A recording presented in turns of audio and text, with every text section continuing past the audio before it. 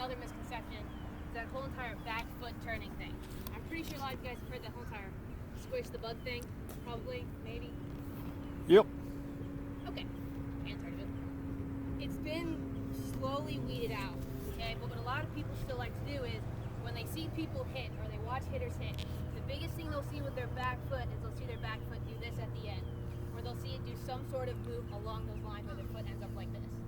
Well, if I'm watching it and the thing I see is that, my first instinct is going to be, oh, they did that on their back foot.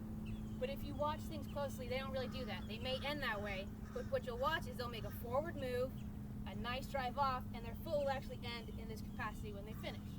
Okay, but what a lot of people miss is they miss that initial push off. And that actually is the biggest part in hitting right there. The first step in your hitting will be your lower half. Okay? And what with us females, our strongest muscle is our lower half. It's not our upper half. It's not like guys who can power through a ball. We have to utilize this. To utilize this, everything else has to be quiet. Okay? Make sense so far? Haven't lost anyone, have I? Okay. So I'll start with you guys showing you the lower half movements so you guys kind of get an idea of that when you can look for it on your kids. Okay, one of the biggest drills I like to do is a 1, 2, 3 drill with the girls. Megan, you remember it? Or Caitlin, you want to show it? One of you two want to show it? Okay, we're going to face it though.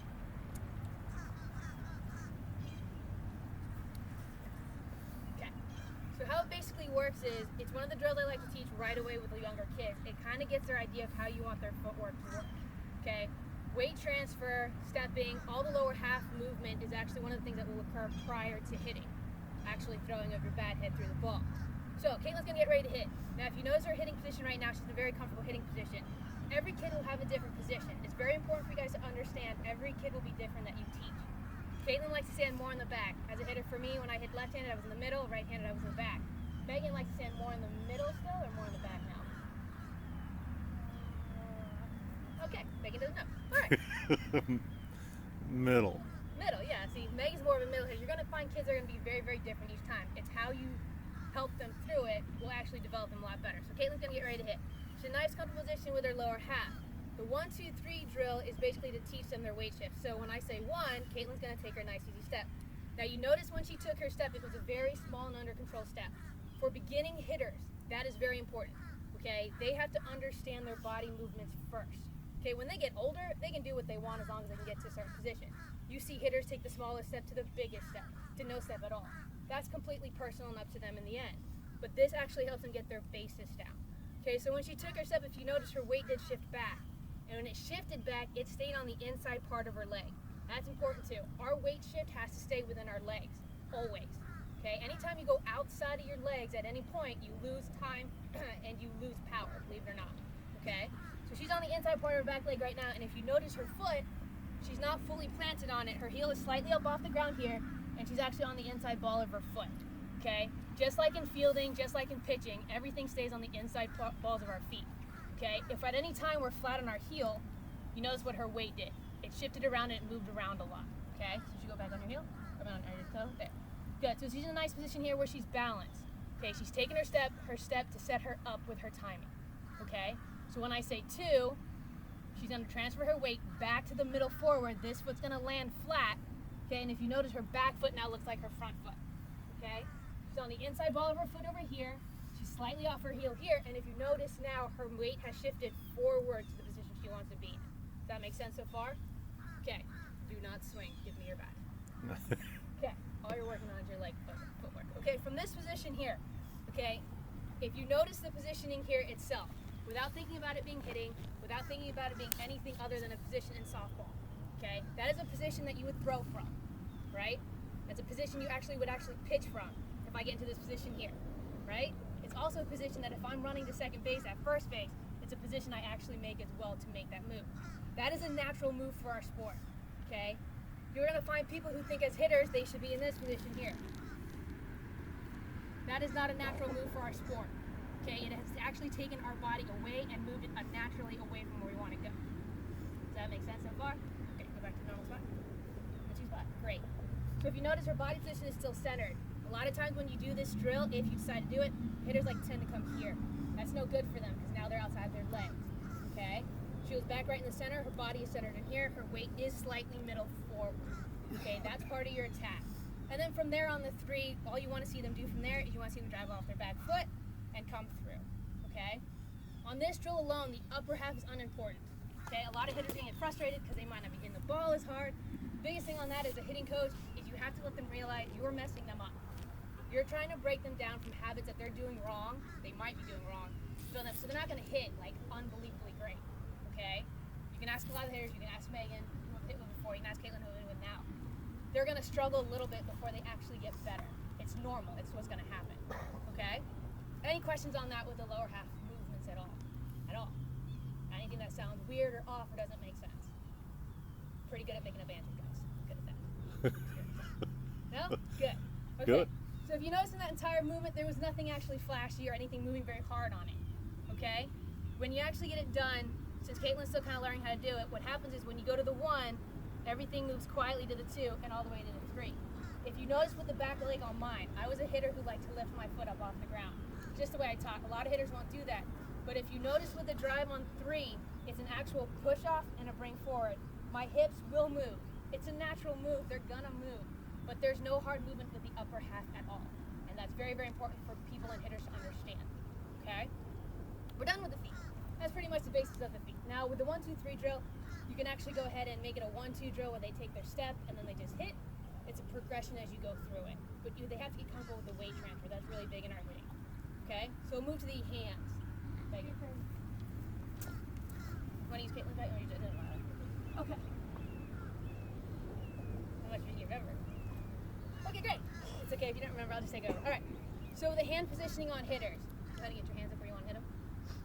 Megan's hand positioning is actually a very common one. This is the most basic and the most comfortable one to hit from. Okay, you're going to find hitters who will hit from here. You're going to find hitters who will hit from up here, from down here, to back here. Okay? Like I said before, this is the basic way. This is where I had my hands when I hit. There's where a lot of hitters have their hands where they hit. Okay? But in the end, where a hitter's hands are is their comfort, where they start. It's important for them to get to there eventually, and they will eventually get to there if they're doing it right. Okay? So, Megan, go ahead and take your step. Okay, great. So Megan's in a good hitting position here. If you notice when she did take her step with her upper hands, they didn't go anywhere. They didn't move, they didn't go back. Go ahead and go back. A lot of times we'll see with people who teach, you have to use your upper half, you have to generate power from there. It doesn't work. Go ahead and take your step. A lot of hitters will do this. That huge move in the back, okay? I know I had a baseball coach growing up, I had this whole 9 yards where, let's see back, where we had this whole entire thing where we stood back in here like this, and then I went here to hit. I got it. When I was younger, I'd get away with that because the balls came in at like 5 miles an hour. Softball, when they come in like that, you can't do that, okay? So if you notice when Megan takes her step again, her hands don't move. They move, if they move at all, they move slightly. What ends up moving is her lower half, and actually her upper half will move slightly to load back. That's your load. It's no huge move with our hands at all, okay? Because our hands technically only move one way and one way only. They'll move forward, because where we want to hit the ball is forward. So we want to take all our motion that way. With me so far? Let me know if I'm boring you. I got this covered. Okay. So if you notice her hands are nice and set up in this position in here. Okay, if you notice her bat is facing forward to slightly back where she wants to hit. So her angles are good with her hands and her arms. Okay? One of the biggest things I've noticed a lot with hitters nowadays is they like to be here with their hands. Okay? It's almost like a cheat. Well, I'm sorry to tell you, but if you notice what her bat just did, she lost about maybe 3 or 4 inches on her actual throw by doing that. Okay? And I know a lot of hitters or coaches are starting to teach that. I don't really understand it. Maybe they think it'll make you go faster. It really does not. Because all of a sudden now I've taken her hands and I've put her in the wrong direction to throw. The ball's not coming from over there. The ball's coming from right there. Okay? Back. Right. As Megan's going to start her approach slowly, okay? If you notice what her first move was with, okay, you're in your 2 right now, right? Okay. Her first move was actually with her elbow. And that's a very important movement that a lot of people will miss, okay? And if you notice, her first move was with her front elbow, okay? As she made her first move with her elbow, the next thing that will follow will be her forehand, forearm, hands, and then fat head. And she's in a good up-down position, which I know a lot of you guys know about the palm up, palm down thing, right? That's a normal thing that everyone knows about, I think. I hope. Let's assume we do. Okay. All right. Now, if you notice when I put her through that little hitting move, see that? Okay, the only hand that we talked about was the front hand. Okay, a lot of people like to think the backhand is the most important hand. It's not. Okay, I told you, when we went through just a second ago, the back foot was very important in our hitting. Okay, anatomically, if my back foot, this foot right here, is with my hitting, okay, which hand is going to be with my hitting? The opposite hand. Okay, it's just the way I walk and I move. Okay, so to make it say that my backhand has to be my power, I'm going to use my backhand. I'm trying. All of a sudden, I'm becoming a one-sided hitter. I'm not going to get anything out of it. Majority of the time, you will find these hitters who are outstanding, who can get away with a lot of stuff. I don't know how they do it, but kudos to them. Okay, so in hitting, it's very, very important that you understand that the front hand is the one that will hit. I'm going to get ready again. A lot of times, I know there are a lot of mistakes that hitters have where they're going around the ball.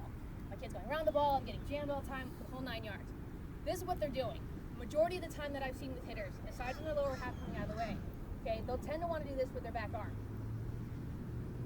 And all of a sudden they're done. Okay, you notice what my back elbow did, right? Or her back elbow. It went automatically down in this thing that we like to call the slot. That is a bad place for you to put your back elbow in. It'll fall there automatically if you let to. My hands are cold, I'm sorry. Oh, great. Because your arm's warm. That's good. All right. Okay, if her back elbow falls into this slot, all of a sudden she's starting to bar out this front arm, which is bad news for you guys. Because as soon as they bar it out, they no longer can hit that inside pitch. They can only go one way and one way only.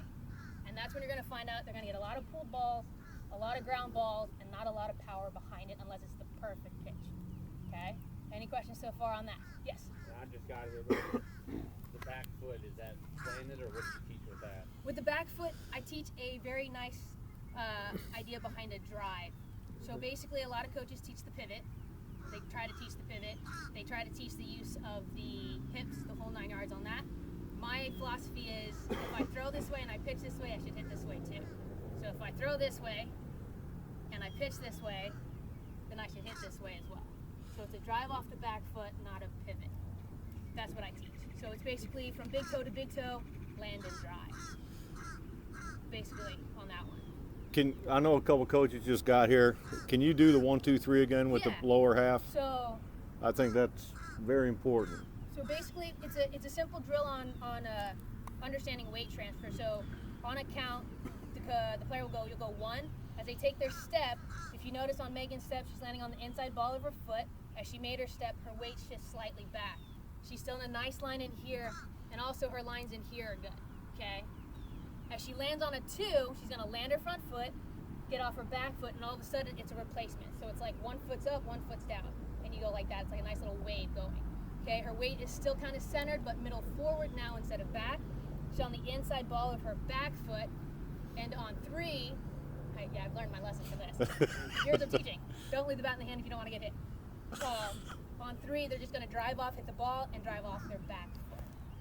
So that's basically what the 1, 2, 3 looks like. Question? You were going over that when they drop their back half down. Is there drills or something to Keep them from doing that? doing that? Because I got little kids that do that all day long. The biggest thing I found out on that, especially with the younger kids, is if they're dropping their back elbow, majority of the time their bat's too heavy. Okay, because if you think about this, as far as we go, we feel the strongest at our body itself. Okay, so if I'm holding a bat that's too heavy for me, my first instinct is to bring it into me.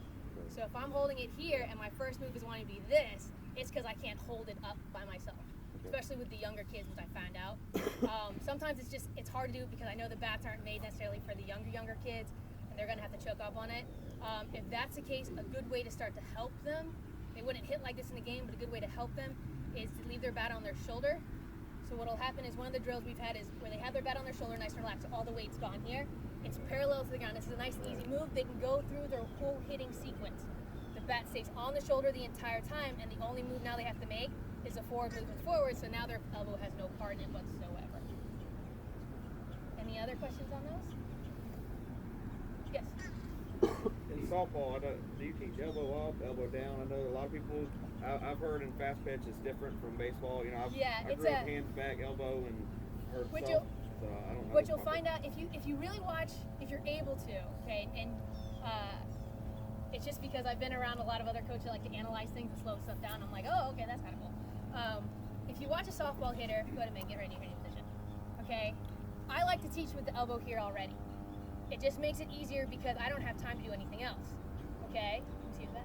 In baseball, what you're gonna find out is if this is my softball hitting stance, this is my baseball hitting stance.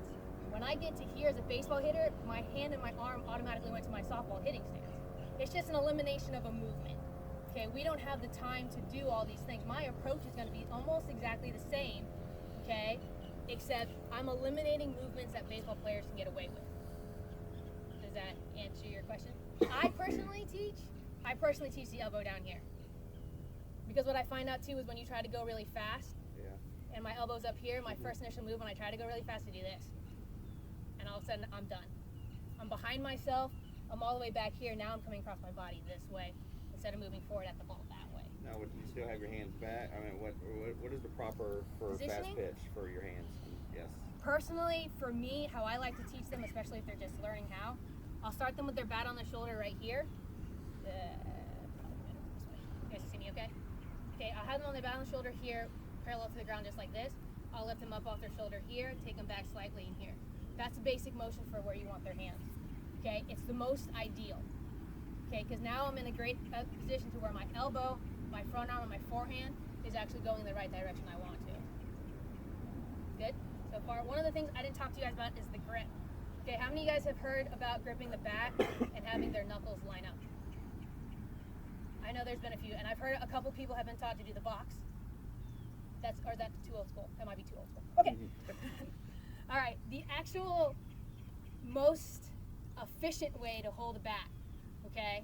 Because I know a lot of your hitters will hit the ball and they'll come back like, oh my God, my hand is killing me. I think something just died in my hand up here, right? I've heard that. My hitters come into me and tell me this too. Okay? We want actually the bat to be in our fingers. Okay? So we want them up in here. All right? Now, I know if I close my hand around it, it's going to be a very, very uncomfortable move. It just doesn't feel right. So it's a very simple move on that. I just move it to where I'm comfy. But they're still in my hands. Nothing is really lined up. Okay? It's just comfortable. But it's not in my palms. Okay? So that's good so far? All right. So doing this off the tee, this is my favorite thing to use is the tee. A lot of hitters hate the tee. There's a reason hitters hate the tee. It's because they don't know how to use it correctly. All right? Now, I know you guys don't have eyes everywhere, and at one point you have to send your kids out and be like, go hit off the tee, loosen yourself up. How many of you guys have actually taught your kids how to hit off of the tee? Maybe, sort of, kind of, great. Okay, it's very important for you guys to understand what the tee represents too. What exactly does the tee represent? If I put a ball in there, what does it represent for a hitter? The position of the ball, the contact. Where I want to make contact, right. Okay, what I find out is a lot of hitters get up to the tee and they stand right here. That is not where I want to make contact with this ball. Okay? My contact as a hitter wants to be slightly in front of my front foot after I take my step. Okay? So if I'm a hitter and I'm here and this is where my thing goes, when I take my step, it's slightly in front, the ball is slightly in front of my front foot. That's my contact spot. Okay? If a hitter goes to a tee and doesn't understand that, and they start hitting right here, they're going to hurt themselves the entire time. Your tees are going to break about 50 times faster, and you're going to get frustrated, they're going to get frustrated, and they're going to come and go like, I hate hitting off the tee, I'm not hitting off the tee ever again. And all of a sudden, they've lost one of the most important hitting tools that they could have as a hitter. Okay? And you as a coach have too, because now you have to sit there and go, all right, I'll front toss you the entire time, or all right, fine, just take a seat. So, and then it's no fun for anyone. All right? Any questions on that? Okay. Oh, look at that, I killed 20 minutes. All right, we're going to go through a couple drills over here that I'm going to show you that you can do aside from the 1, 2, 3, which is a little basic. Okay, how do you guys know who Cal Ripken is? Please tell me who Cal Ripken is. Thank you. I ask that question all the time, and my kids are looking at me like, who the hell is Cal Ripken? Is that like a new style? I don't know. All right, you guys are both right? Okay. Greatest ball player ever lived. I even read all his books. He is one of the greatest. I was personally an Ozzie Smith fan, but I did like Cal Ripken. All right, so he has this lovely drill. How many of you guys ever seen his drill or heard of the drill? Yeah, the Cal Ripken drill. Okay, it's actually a really good drill. I like it. It's also for balance and for lower half. You remember it, Megan? We haven't done it with you. Okay, I'll do it then. So how the Cal Ripken drill goes, it's all about weight balance and distribution. So I'll show it, and then maybe you can demo it. Okay. So what you want the kid to do is they're going to line up normal with the tee like they normally would. Okay, they're going to get in their normal hitting stance, all right? So this is my normal hitting stance. The Cal Ripken drill is basically you're going to bring your front foot back to your back foot completely. Oh, this way. Okay, or as close as I can get it without falling down. All right, the closer the better. Okay, now if you notice when I brought my foot back, I didn't come off my stance. I didn't go outside of my back leg. My weight actually stays middle to the forward positioning to where I'm in this position here. Okay, my back's going to stay in a nice position up here as I go. Okay, it's a 1,001 count. They'll come out, toe touch, land, and hit off the tee like normal. Okay, but what this is going to try to teach your kid to do this might be more advanced than some of you guys are able to get to. As I get into this position here, I want them to feel like, or they want to feel like they're falling into their hit. They want to feel like they're falling but controlling at the same time. Okay, I know it's a lot for them to understand at this point. You might have to bring like the iPad in and show them demonstrations because I know their electronic minds don't. Okay, so get into here, nice balance in here. As they come out, they're gonna land as they feel like they're falling into it, and they'll hit all the weight. All right, so Megan's gonna demo a couple of them for you so that you can see possibly some of the mistakes that they may or may not do. Okay, so she'll get in a normal hitting position, she'll go, Tommy? Yeah, I know, I kind of tried to pat it in for you. Sorry you're not a lefty. Lefties have nice boxes, righties don't. All right, you ready? So she'll go back together, she comes up in there, staying out, nice and balanced, she'll come out and hit through the ball. Okay, so if you notice how she comes through it very nicely and throw. Now, realize this is a tee. It is a tee drill off of a tee of a ball that is not moving. Okay, hitters like to go out there and they like to hit 100% off the tee. Sorry to tell you, but the ball's only going to go about 2 feet far. Okay, the tee is for work and for drills. Their job off it is to actually work on something, not to kill it. Anyone can kill off a ball that's not moving. We'll do one more. You want me to walk through too, Megan? You don't want me to walk through? Okay. All right, so she's going to do one more for you. She'll bring her feet together, nice and relaxed at the top. Good, she'll come out. Go ahead, go.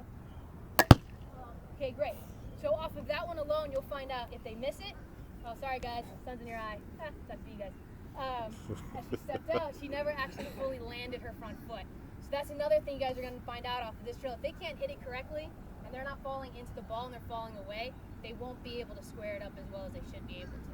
Okay, any questions on that drill? All right, there's one other drill that I like to do with them. It's called a walk through. Yes, you can tell them they can be a slapper from the right-hand side for a second. You don't remember this one? Cross the line? Oh, never mind. Okay. This is the easy setup on this one. They'll get ready in the regular hitting position. Okay, what she'll do is she'll cross behind to get her stance. So move a little further back. There. Okay, and then they'll adjust from there. What this drill is teaching your hitter to do is as she crosses her back foot in front. Stop. Front. Wait, you go behind. You go behind.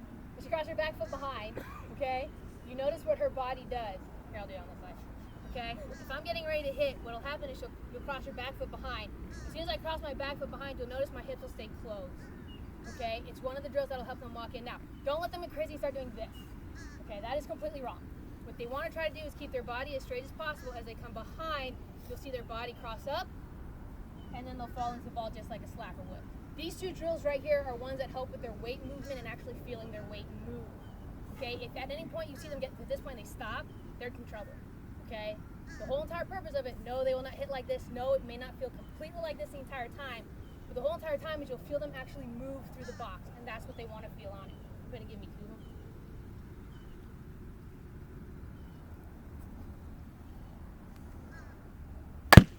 Okay. And one more.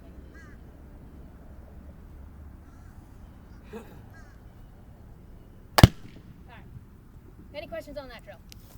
Anything that may look weird? You guys don't understand so far on it at all? Really good with the answers, guys. Promise. No? Good. Alright, now I've got the lower half out of the way for the most part. Those are two of the drills I like to utilize a lot with the kids. You can actually take these and use them off front toss if they actually get that good at it. I find it to be a little difficult sometimes with the younger kids. With the older kids, they might be able to do it. Okay, now the upper half, our hands. Okay, this is the one that I find that a lot of people have trouble with the most. Aside from making the habit of the lower half, the upper half seems to be a lot of trouble for a lot of kids. Okay, as I mentioned before, I like to teach basically with the front hand. I like to eliminate them thinking that their backhand is important at all. Okay, because what a kid thinks is, if they're a righty, their backhand's in the back. And that is their strongest hand, and they think that is a hand that has to do everything. Same thing for a lefty, okay? So what I like to teach is a one-handed drill. How many of you guys have ever done one-handed drills with your kids? Okay, great. All right, nice. All right, so the one-handed drill goes, there are bats, you can get the smaller ones.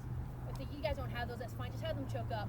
With the one-handed drill, what I find out since the bat is heavier, that it's better for them to start up off of on their shoulder right here, just parallel to the ground. Just make sure it's not too far out, but do they want to be comfortable right in here, okay? What you want to do, and to start with, this is actually for the younger kids a lot easier to do than for the older kids where you're probably going to work them a little harder, okay? Is you want them to stay in their stance where they don't take a step and they don't even move their lower half. Okay, the understanding about this is how their hands move away from their lower half movement. Okay, so they're standing here nice and comfortable and basic in here, and all they're gonna do is what you wanna watch them do is you wanna watch them just move their front arm like this for the most part. You'll see it slice off into this position here. What you don't wanna see them do is come back in here, okay, which a lot of them will tend to do. Okay, you also see a lot of hitters try to do this, and that's a problem too. You want them as nice and relaxed as possible, and you want them focusing on being more like a pirate to more like a ninja, okay? So, pirates go like this, yo-ho, ninjas go like this. I'm not gonna make the ninja sound, guys, I'm sorry. I know you're looking forward to it, I'm not doing it, all right? So, nice little pirate to a ninja on the throw. Now, if you notice when I do it, my palm stays down, which is the position we want it to be in. It's one of the easiest movements in the world. Easiest movements. And it's one of the hardest ones for hitters to get because they feel like it's too easy. And I'm telling you, hitting is easy. Okay, the hardest part is actually getting the bat to the ball, but the rest of it's pretty easy. Okay, so nice and easy in their position up in here. All you want to see them do is release and go all the way through. Now, if they go all the way through and their body does nothing, that's awesome. If they go all the way through and their body does a little bit of movement, that's great too. If they go all the way through and they do something along this line, that's no good. Okay, all of a sudden you can now see every movement that they do when you slow them down. Okay, and they're gonna feel every movement that they do. Okay, so with the one hand drill here, it's just nice and relaxed in here. Just gonna stay right in the middle, and they're just gonna go all the way through. Okay, makes sense so far on that drill. All right, when you do this off of a tee with the kids, you want to make the tee kind of high on them. Okay, because you don't want them to have to feel like they have to go down and move to the ball. Okay, you want to eliminate any extra thought process in their heads. The dumbest hitters are the best hitters you are going to find. Okay, you start getting a kid who's smart and start thinking, oh, I gotta do this, I gotta do, no. Shut them down right away. You want them to think as little as possible when they're hitting. Okay, so far so good? All right. Carmela, Yes. why don't you have them come all the way through? Why don't you? With the one hand on this, it's mainly because it's just part of the drill. Eventually when they start to progress and get better, they can go all the way through, but their focus actually wants to just stay right in here. They can finish. You guys can finish if they can't hold it. It's completely fine. But what I find out too sometimes with kids, they like to get to this position right away. I don't know why. I'm deciding it's because parents get really good shots of them when they're in the box. That's what I decided to call it. Because what happens is I see a kid get in there, they got the greatest motion in the world, and the one thing they want to do is get to here. And they're like this, and I'm like, oh, that's a great finish. You did nothing to the ball. Okay? That's the biggest reason why I like to keep them out here as long as possible. Just so that they can kind of, understand that from here to contact is very important. But what's even more important is from contact to about here, which is actually what you should call their follow through. Okay, that's their finish. That means they're completely done. I don't care about that. No one should care about that. Okay, from start to contact to follow through is the most important part of the hitting. Any other questions so far?